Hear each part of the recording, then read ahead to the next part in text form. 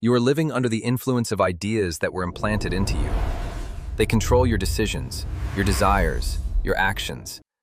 And the most important part is this: you believe these are your own thoughts. You're convinced that you choose, that you build your own life, that you know where you're going.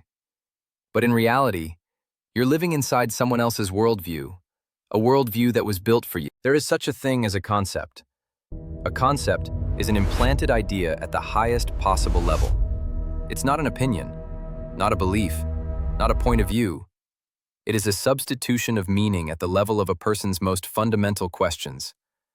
Concepts don't argue with you about details. They only need to do one thing: set the foundation once, and everything else you'll do yourself. If this already sounds familiar to you, hit the like button. That means you're starting to notice it. Every human being is always answering the same basic questions. Consciously or unconsciously, it doesn't matter. Who am I? Where am I?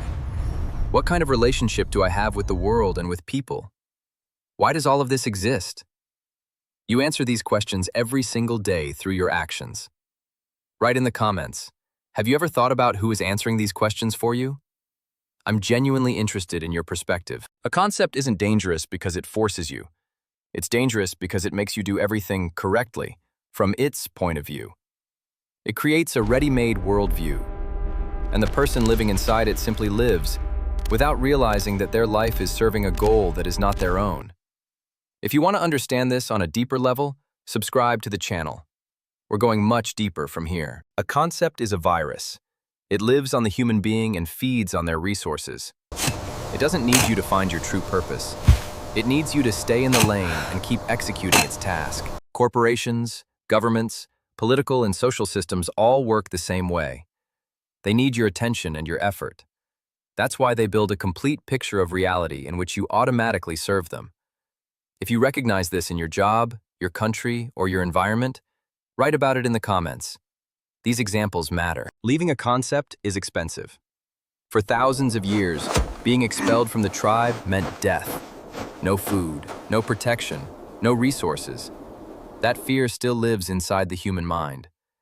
That's why people stay inside systems, even when those systems are destroying them. Here's the key thing to understand. Your task is not to live by a concept and not to build your life on it. But your task is also not to fight the system head-on.